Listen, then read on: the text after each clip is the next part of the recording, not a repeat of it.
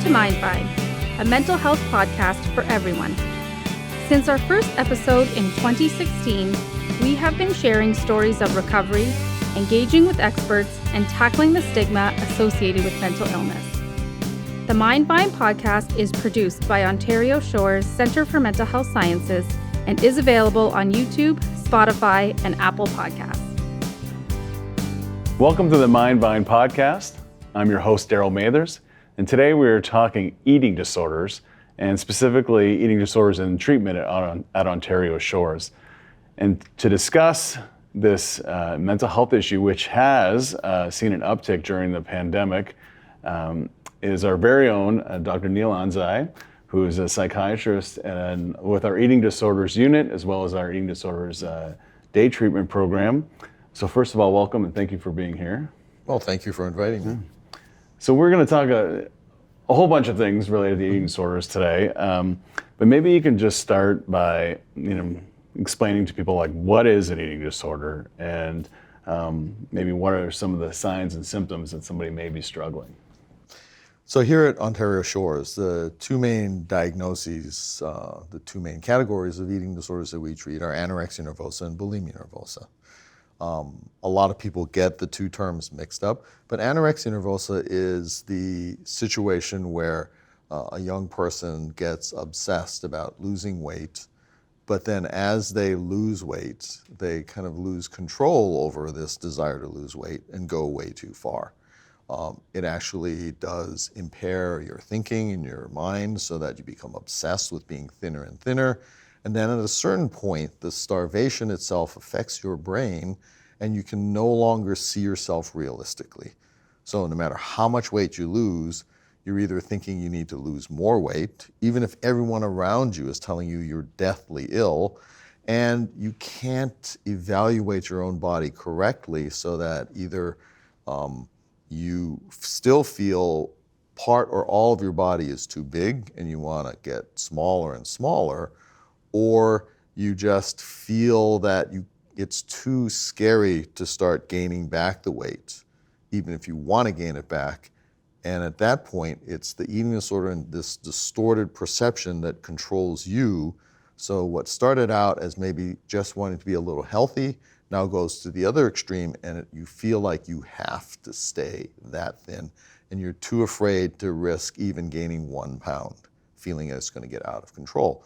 It also tends to become your sole way of coping with all the stresses in your life, so that you also feel that if I give up the eating disorder, I'm going to be completely out of control. I'm not going to be able to live a decent life. I'm just not going to be a decent person. The other disorder that we treat is bulimia nervosa. Those patients with anorexia have extraordinary willpower and they can push themselves to this extreme starvation state. With bulimia nervosa, you can do that to some extent, but then your body tries to save you from that starvation. So you starve, eat less and less and less. All of us get extra hungry. Your body just does not want you to die of starvation, so it makes you hungry.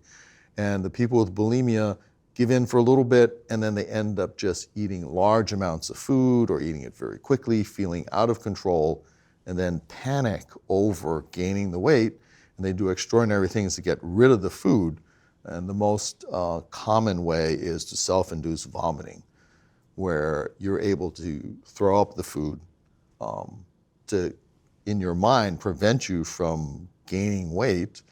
And then that makes you feel out of control, that you had the binge, the eating large amounts of food, and that you had to do something that extreme. So you try instead the next day to eat less and less and get by with just that. And your body doesn't want you to do that, so you go through this cycle of starvation, binging, and then purging, getting rid of the food. There are other ways to get rid of food, such as laxatives, diuretics, drugs even, to suppress your appetite. But usually this is not a successful way of weight control. Your body, again, tries to save you, holds on to more and more of the food. So oftentimes bulimics might be normal weight or even a little overweight because their body is trying to save them, but they feel as if their body is betraying them by making them eat food. One of the things you mentioned when we talked before was just how intelligent people who are suffering from an eating disorders can be. And I think about stories that we hear in our community about parents not even being aware that there was necessarily an issue until maybe it's grave or it appears more serious.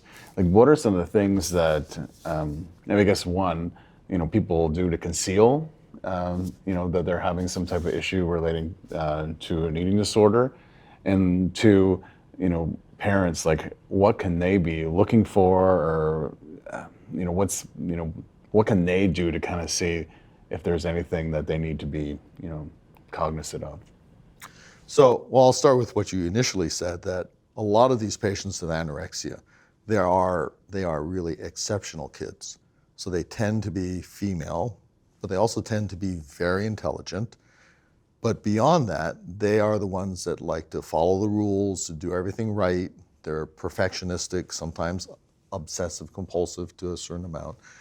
They also are very kind, caring human beings who pick up on how others feel and are always wanting to help others.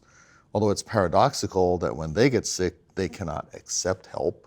They can't tell themselves to do the right thing to help them survive, but instead they get caught up in the eating disorder.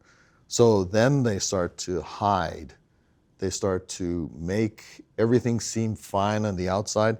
They usually have this appealing smile that makes you think everything is okay. And so it's hard to tell that they're starting to struggle with the anorexia in the beginning.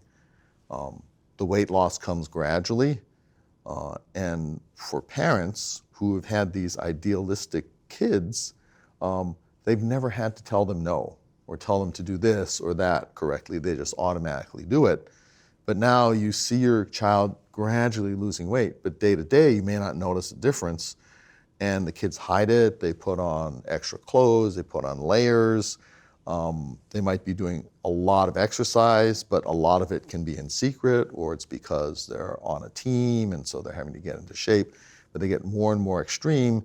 And then during meal times, you notice that they're eating less and less, or they're eating healthy, more vegetables and fruits, less meats, less starches, and gradually that goes downhill. So it's not as dramatic, but then oftentimes there's a situation where the parents see their kids maybe just in shorts and a t-shirt, and they realize how thin their daughter has become, and it's shocking. Or they might go in to see the pediatrician, and the pediatrician weighs them, and it's just shocking that this kid has lost 20 or 30 pounds. And so it's really important for parents to keep track of some of these kids because, they are exceptional in so many ways, but it's hard to think that being exceptional in those ways also puts you at risk for an eating disorder. The current thinking is that genetically or just in terms of your personality or your temperament, that those kinds of characteristics that we normally think as being positive characteristics put you at risk for the eating disorder, but then certain environmental or social stresses then bring it out in you. So one of the recent stresses is the COVID pandemic. So a lot of kids who are doing a lot of sports or dance or other activities and excelling in academics now have lost their social contact. And so that kind of getting some sense of who you are, developing a sense of self, now you have to do it in isolation, or you turn to social media. And in social media, you get exposed to all these extremes. So they get exposed to a lot of the female icons, many of whom are very thin. Incidentally, a lot of them may have eating disorders as well, but you're always striving, they're perfectionistic, they want to be that person, they start getting a little healthier, losing a little bit of weight, and then went to an extreme. And there's not that feedback that other people are telling you, no, that's too far, you don't need to do that, you're good in all these ways. But these kids who, during the teen years, are trying to get a sense of who they are, start having a very damaged or distorted sense of who they are. And they're constantly searching for some identity. And initially, when you start to lose weight, you get maybe some praise. This is good. How did you do that? You're looking good. But then as time goes on, people are starting saying, maybe you lost too much weight. Maybe you should eat a little bit more. Oh, you're starting to look sick. And at that point, they're not doing it to look better or to be healthier. They're doing it because now that part of their brain has become so distorted that they have to do it. They can't stop. And parents have to step in early in that process and get people to treatment. The other byproduct of the COVID pandemic was now healthcare is impacted. You can't get in to see a doctor, a psychiatrist, a therapist, a social worker to help you with this. So a lot of the eating disorder programs became overwhelmed with so many patients, they can't even get to them. So the wait lists to get treatment started to become longer and longer, to the point where in some of the community clinics, it might be 6 months to a year or longer to get treatment. But at the same time, the longer you're in the eating disorder, the longer it's going to take to get you better, because it's almost like the disorder starts taking over your brain, and it's harder to get them to shift back to thinking normally. And the impact to your body and your brain is serious, so that you start to get all kinds of medical problems, slow heart rate, low blood pressure, low body temperature, sudden death goes up. Your brain actually shrinks to where you can't think as clearly, so that these girls who maybe were straight A students now have to study 2, 3, 4 times as long just to do the same accomplishments academically. But overall, your risk of death starts to go higher and higher, to the point where we know that in the long run, about 20% of the people who get anorexia nervosa die prematurely from multiple different complications. So we have to take it seriously. You have to get people to treatment as soon as possible, because the longer it goes on, the harder it is to get rid of it. There's so many things that I want to touch on that you mentioned, but as a parent, as I listen to you talk, I think about like my own, dynamic. And as a parent, you're often looking for, quick wins, right? There's so much going on in the day. It's like you want to be able to take a few things for granted, and your kids being able to go into the, cupboard or the fridge and eat, and being able to trust that process is happening is one of the things that I think we probably take for granted the most, is that is happening. And it's just, obviously, it's vital to the health of your children that you make sure that they are doing those things. But that's tough, right? Like, it's tough if you're in the early stages. And like, as a parent, I could see how you could get a couple months or longer down the road before you realize anything's going on, because you would take some of those things for granted. Yeah. The more common thing with kids is that they're in the snack closet all the time. They're not eating that great. It's not that healthy. So it's kind of, at first, it's like, oh, okay, well, my kid's trying to be more healthy. I want to reinforce that. But then it just goes too far. And then, kids also use food as a way of dealing with stress in their life. So it can go either way. You're eating too much snack foods, you're just constantly soothing yourself by eating, or these kids with anorexia feel as if this is my control over the world. I can't control anything else. All the teenagers around me, their emotions, they're hitting puberty and adolescence, their emotions are going up and down. Their friends who used to be very steady and calm and reliable, now they're in a crisis one day, they're super happy the next day, then they get depressed. Everything around you becomes unpredictable. You start helping everyone else, but then at the expense of yourself. So these kids on that level seem to be doing the right thing, but at the same time, they're just not learning how to take care of themselves. On the other hand, kids with bulimia tend to be more impulsive. So they're the ones that maybe get into that snacking as a way of soothing themselves. They're the ones that might do impulsive things that parents have to step in and discipline their kids in a certain way. And so they're also feeling like, well, I can control this. I lose a little bit of weight when I start with the eating disorder. But then the binging and the purging gets out of control. So as parents, it's like you're always trying to figure out like what is the right thing to do with my kids, and not just in this area, but in every area. And so it's hard to figure out what is the right thing to do for my kid. What does my kid need? How much of this is just superimposed on all the identity crises that are going on in adolescence and puberty? And I feel for parents. It's a difficult thing.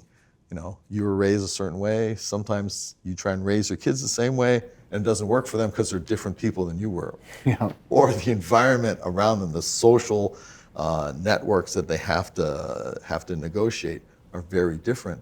So we're all struggling to find the right way to parent our kids. And any parent whose child is struggling with anything is going to feel a certain amount of shame and responsibility, and sometimes it's got nothing to do with what is happening in the home in terms of the control as a parent, right? It's whether it's environment or some of the things that you mentioned that they could be predisposed to, and they're going through these things, and this is their way of dealing with it. When it comes to, you mentioned eating disorders predominantly, or I shouldn't say predominantly, but it's oftentimes girls are the ones impacted. Not that boys don't deal with eating disorders as well, but for the most part, the numbers would be skewed to the female side. Is there an age, like if I'm a parent of whether it's a preteen or a teenager, are there times in their life where I should be maybe a little bit more vigilant or focused on their habits as it relates to intake of food? Well, the peak onset of eating disorders is in the teen years. But if you look at it more closely, for anorexia, it's the early teens and then the mid to late teens, and young adulthood. For bulimia, it can be any time well into young adulthood, and sometimes later in life. There's not one time that you have to be hypervigilant. I think as parents, you're always trying to figure out what's going on with your kids. So I think we always have to be vigilant and looking not just for eating disorders, but other kinds of crises that kids go through. Depression also has a lot of onset during the teen years, as well as obsessive compulsive disorder. Anxiety disorders tend to happen a little bit earlier, but get accentuated during the teen years. So I wish I could tell you that there are these keys or these critical times that you have to be extra vigilant, but you just have to be there for your kids. And it's hard because, as parents, we're also going through a lot of stress too. So we get a lot of parents who beat themselves up when they get to treatment, like, I should have done this, I should have seen that. You can't really go back and change any of that. You have to figure out what can you do going forward. There are also some parents that, their kids were always stars and they never had to discipline them. So they're to some extent stuck in that and minimizing that their kid is really sick. Maybe they just need a little bit of treatment. If I just talk to them, they're going to start eating. There's even some therapists who think, I'll just talk to them and then they'll start eating and everything will be fine. It's much more complicated to get treatment, and the families have to be involved. They are part of what's going to become the external structure or control that keeps kids in treatment long enough to completely recover. Because we also see a lot of kids and families who get a little bit better, but they're not completely over it, and predictably, as soon as they exit treatment or maybe they drop out of treatment too soon, then they start to regress back into the eating disorder and then have to be hospitalized again and again and again. Here at Ontario Shores, we get a lot of those kids who've not been successful on the outside for various reasons, and they come to us and we're looking at treating the whole child. We're looking at not just getting their weight back in a normal range, not just getting them to eat food that's going to sustain them and allow them to recover physically and mentally, but we're also looking at all of the psychological inputs to that, whether it's comorbid problems like depression, anxiety, OCD, or PTSD, but we're also looking at them trying to fight for a sense of who they are separate from the eating disorder, separate from all the stresses they're facing in our complicated lives. And that's a complicated process. It's slightly different for every kid. There are some common issues with the eating disorder, but the trying to get them back on track to develop a good sense of who they are, to actually be proud of who they are, and to like this person they've become, that's a challenge. That is a universal challenge, I think, for just adolescence and growing up. Just as you were, just talking about treating the whole child, you think about people talking about symptoms versus like the root cause. And I think about when I first heard about eating disorders. I really instantly connected it to a physical health problem, right? I know people that struggle. They go someplace, they come back, they look a little healthier, and you figure, that's it, right? It's right or wrong. I think the perception out there was it was the equivalent of getting a cast on a broken arm. Once it's healed, it's time to move on. And certainly today, and as parents, a quick fix is not something that is often associated with any mental health issue. So when you talk about the root cause, parents and families and children who come into care, it's not a quick fix, right? You're coming into care for whatever time in your life. It's going to be a journey. It's going to be a long road. Not that there's not hope, but in terms of setting expectations, like you're in it for the long haul when you come to Ontario Shores for eating disorder. Is that fair to say? Yeah, well, it is usually a long haul by the time you get to us, because we're tertiary care. But I don't want parents and kids to stay away from treatment thinking it's going to be the rest of my life. In fact, there are a lot of kids, if you get identified early and you get to treatment early, it doesn't have to be that long a treatment. I mean, one of the treatments that's been developed and studied over and over is family-based therapy. Not just general kind of family therapy, but a specific type of therapy that if you do, a large majority of kids will do very well, because then you take them out of starvation mode, take them out of this distorted way of thinking, refeed them, their brain starts to work better, they get back into normal life, and then it can just follow a normal trajectory in terms of development and becoming the person you're supposed to be. Unfortunately, the longer you're sick, the less likely that treatment is going to be able to help. So if you just do family-based therapy after a short period of illness and you don't have all these other complications going, you can do very well. But then some kids don't respond to that. Some families are not able to manage it in that way, which is basically refeeding your kid, making it just happen. But if you can't do that, or if you're sick longer, then there's all kinds of battles that go on. And so these families are often torn apart. Here's my perfect little child, and then now they're starving. I can see them just withering away and dying in front of my eyes. And families will do extraordinary things to try and get them better. And therapists can make all kinds of interventions, but if it's too strong at that point, then you have to recognize, the first or second level of treatment just hasn't worked, and then you get referred to Ontario Shores for live-in treatment or for day treatment, and we have to help you with that. We have to teach the kid what's going on with them and the typical struggles. We have to help the parents figure out a different way to manage all of this, and it's very hard. They basically have to say, you don't have a choice. To get better, you have to do this. And it's not really what you look forward to, but it's what you have to do to save your kid. And that's very hard, especially for these parents who've never had to say no to their kid before, because they were always so compliant. So in that case, it takes longer than we want it to take. There's no magic pill that we can give you that will make all that go away. There's not a magic short-term intervention. There are multiple interventions we have to do that will help for parts of it, but then you have to continue treatment because you have to get completely out of the eating disorder. Being back to normal weight is one goal, but then it often is several months for your brain to recover and for you to see that it's okay to be at this weight and start focusing on other parts of your life. That's what we try and do here at Ontario Shores. Treat the entire person and help the parents learn how to support their kids getting to where they need to be. It's essentially, let's get the kid physically healthy, solid weight, start to develop good habits, and then we can start to deal with some of the issues, like the root cause. Yeah, that's the start.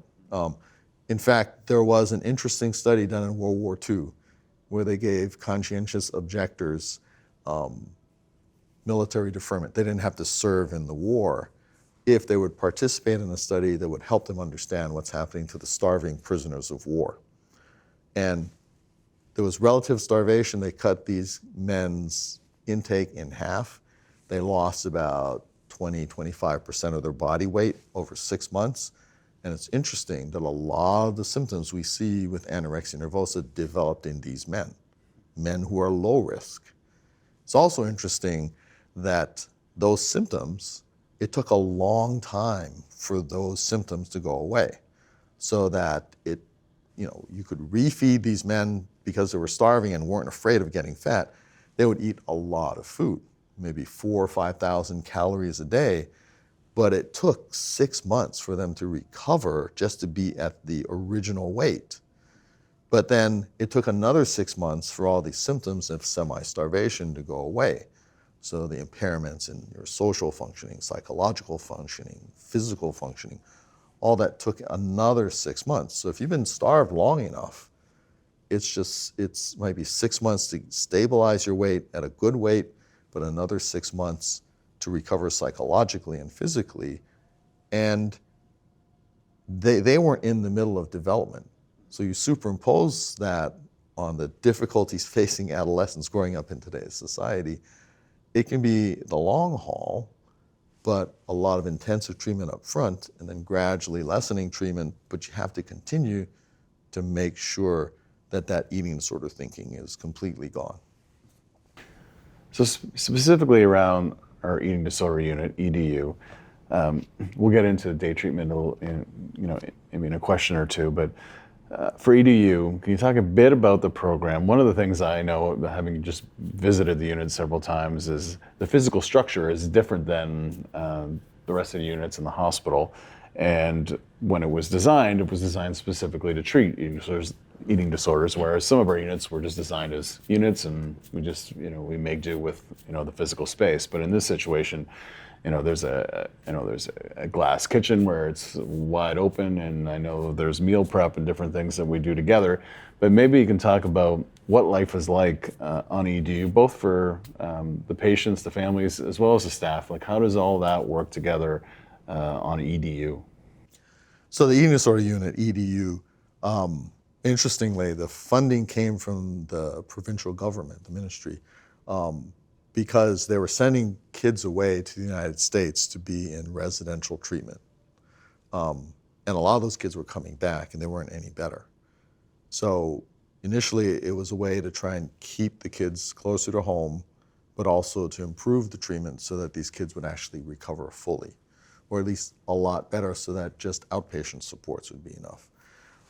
So the EDU was designed specifically for these kids, and because they're not just there for a few weeks, they're there for maybe 2 to 4 months, that it needs to be a friendlier, open environment where we can refeed the kids, but then work on things psychologically, but then also keep them up to date with their schooling and keep them up to date getting on track with normal development and social skills.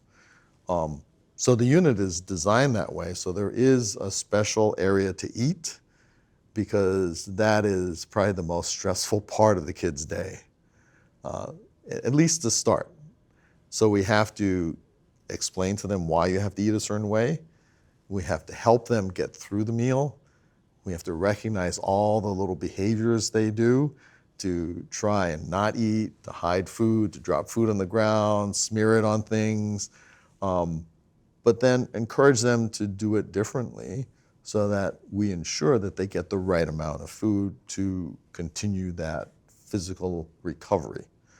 But then we have to engage them in different therapy groups to talk about the ways that you can change some of these distortions in your head, talk about some of the things in common they have that maybe help start the eating disorder, but then also help them talk about the typical things that are going to happen as you go through this development and all this complicated social atmosphere that we live in, and help them try out different things, and then at the same time helping their parents figure out, how do I understand this? What can I do to help? How can I create a positive environment for my kid as we transition home? And a lot of the admission is trying that out in the real world, taking your kid home, trying to figure out how we can create this same positive environment at home without the kids battling everything. Because, going home, you start remembering all the battles I had with my parents. They tried to feed me and I couldn't deal with that. I got overwhelmed. I got into fights. Everyone was fighting with each other. Meals were just torture. How can I change that into something that's supportive, that's more like a normal meal? It's more like, I don't know, with your kids, hopefully you grew up where at least part of that was just everyone came together at the meal table and you got to talk about life and things that were going on in each other's lives and how do you deal with this and that. In the beginning, with the eating disorder, that all gets changed. So how do you transition it back to something neutral and then positive in your life? It's an interesting process, and parents have to learn things not to bring up at certain stages and things that are okay maybe at a later stage. But they also have to create that positive environment again so that the kids look forward to it instead of just a few months before. They were dreading every minute of it. So we have to make that transition for parents. We bring a lot of the parents together on certain days on the unit so they can talk about their shared experience together with the kids. We get the kids to talk about what they were thinking when some of these things were going on, how they want it to be different, give them a different sense of control, locus of control, that they can control some things, but they also have to recognize, I'm not ready to control other things like the eating, so I just got to do what my parents or my treatment team says. So putting all these things together and then talking to them individually about where they are, what are the unique issues for them, what did they have to resolve to be able to move on from the eating disorder? What was the eating disorder doing to help them cope with things they felt like they couldn't deal with any other way, and finding different ways of doing that. And then feeling okay, just opening up about who you really are. Not just to the therapists or the staff, but the family to some extent and to their friends. And how do you manage that difficult social interaction with a lot of other kids who are going through similar kinds of identity issues? It may not be around the eating, but it may be around other things in their lives. And so learning how to negotiate all of that without having to turn back to the eating disorder is a very tricky transition for these kids, because for months or maybe a few years, that's what dominated their life. That was the thing they turned to whenever they couldn't deal with life.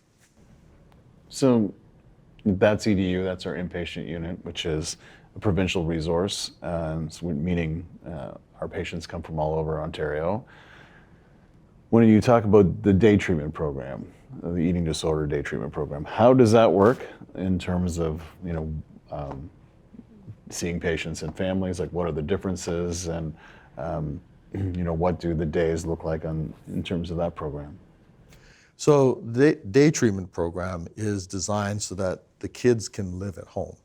So obviously you have to be close enough where your kid can come for the day and you take them home at night.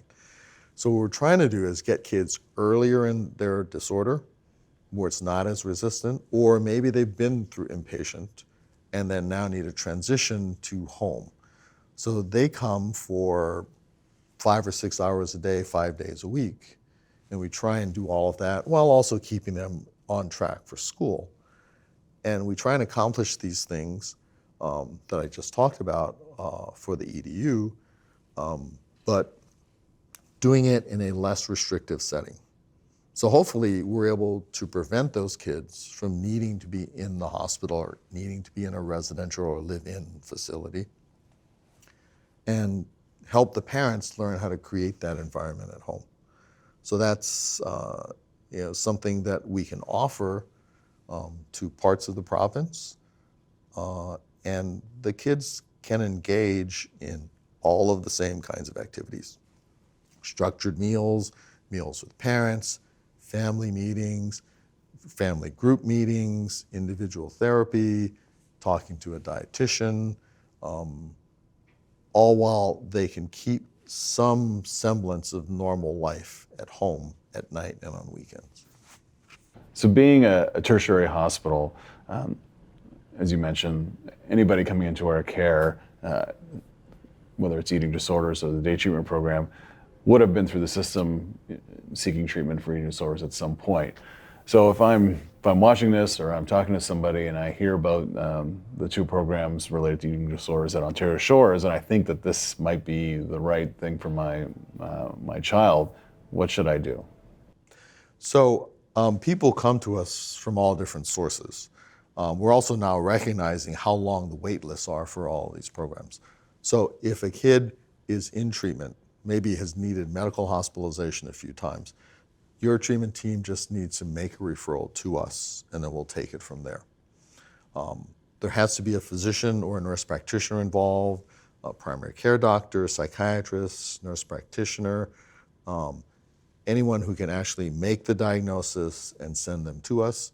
So if there's not someone on the treatment team that meets those qualifications, then you go to your primary care and make the referral. Similarly, if you are in a day treatment, if you are in outpatient treatment, or maybe you're on a wait list to get into outpatient treatment, if your physician or nurse practitioner feels like it's serious enough, then they can make a referral directly to us as well, either to the eating disorder unit or the day treatment program. So all you need to do is, well, you can go to the Ontario Shores website. Parents can look up the process, but it has to be done by a physician or nurse practitioner. We're getting people who are coming from other treatment programs, people with multiple hospitalizations, maybe someone who's starting to do well during a hospitalization, needs a step-down program. But we're also getting people who are just entering the treatment process. And so you can look on the website and find out what the process is, and then get your treatment team involved, or get your primary care doctor to make the referral. And sometimes in the mental health system, which is a system with a capital, not with a capital S, with a small s, because it's not necessarily seamless. At least with other programs, it's been my experience. Like sometimes we tell families, like, take the referral form and go to your doctor. In this case, it would be, would we recommend learn as much as you can, go to our website, learn about our program, learn about whether it's state treatment or the inpatient unit, and go there with the knowledge to your doctor, to your treatment team, to have that conversation. Because they might be familiar with what we do, they might not, depending on who you're seeing and how new they are to the area or that particular organization. So I think, would that be good advice for parents to take that information with them, learn as much as they can, and talk to the provider? Yeah, I mean, definitely we want parents and patients to learn as much as they can so they know what they're dealing with and what's involved. But yes, you should take it to your physician. If the physician's not familiar with the referral process, then they can call us directly and we'll walk them through the process. We also do a lot of education for the community. Unfortunately, therapists and physicians, even psychiatrists, get very little education in school. So a lot of this they're having to learn on the fly, learn from the community. So we also do outreach for a lot of physicians and nurse practitioners, as well as treatment programs, to help educate people. There's also a very active organization in the community, Eating Disorders Ontario, that is also trying to educate the community and all of the practitioners in the community to deliver better care. Here at Ontario Shores, we're fortunate that we have several staff members and myself who've been doing this for a long time. So we know the ins and outs of what has to happen. Personally, I've been doing this for about 40 years now, so I've seen almost everything there is to see with eating disorders, but still, every patient is unique. We have to deal with that. Also, we will offer education to other parts of the community as needs become obvious. Probably the last question I'll ask you. But you mentioned social media earlier in our conversation, just its impact, and especially when you're developing in those preteen, teen years, and those images you see, and the story you tell yourself about how they look that way and how they got there, and kind of the potential negative consequences of those images and those stories you're telling yourself. I wonder about language, because there's generations where we talk to each other differently. We are more aware now of like body shaming and some of the things that the harm we can have just by the words we choose, right? I think about seeing a family relative for the first time in a while, and you look so skinny, or you're getting so big, right? And maybe girls don't want to hear that they're getting big, and or somebody sits on somebody's lap and you're like, oh, you're so heavy, right? Like maybe things that generations ago seemed harmless and just part of our vernacular, but in today's world, I wonder if we need to be more careful about, especially the language we're using and who we're using it to, and when, and is that an area where collectively we can improve? Well, I think that's an area where we can always improve. I mean, throughout the ages, we've made all kinds of comments about kids growing up, good and bad, or sometimes just sarcastic. A lot of our humor nowadays is sarcasm, except when you get an eating disorder, there is no sarcasm. You can't sort out that someone's just being funny or being sarcastic, and it hurts. I think a lot of social media, all these things being said, really hurt to the bone. Social media has also become more and more extreme in different ways. Fortunately, now there are some people fighting back against that. All these isms, all these areas in which we burden people with having to be a certain way, and you can't be this way or you can't be that. And we're becoming more accepting of all the variety of humankind that makes us so interesting and the world fascinating. Hopefully there'll be more of that. There's also a lot more of social media that's trying to fight the stereotypes of female bodies, or just bodies in general. I think there's a popular song now, I Know Victoria's Secret. It was made up by a man. In other words, it's just trying to get people to fit into a certain stereotype that we should not be able to fit in. I think life would be very boring if everyone was the same. And you have to appreciate that, we love people not because you fit a stereotype, but because you are who you are. It's the entire person. Otherwise, everyone would want to marry only one person in the entire world, and everyone else is never good enough. We care about people on that genuine level. You make that connection. That's what we have to instill in our kids as they grow up, that there are lots of different definitions of what is good in the world, and that you don't have to be this stereotype in order to be okay. So we always have to fight the social media and the extremes that it takes us to, and we have to be much more accepting about ourselves and each other. Yeah, it's a continuous journey of self-improvement. As a parent, you're often going back to your own upbringing and trying to cherry pick the things that you like and didn't like, and then sometimes the world tells you that you need to change too. Yeah. And it doesn't come from a bad place. Maybe some of the habits that you have, or it's just evolution. It's just the way the world is going currently. So it's interesting. It's been great talking to you. Thank you very much for your time. I think this subject is quite relevant.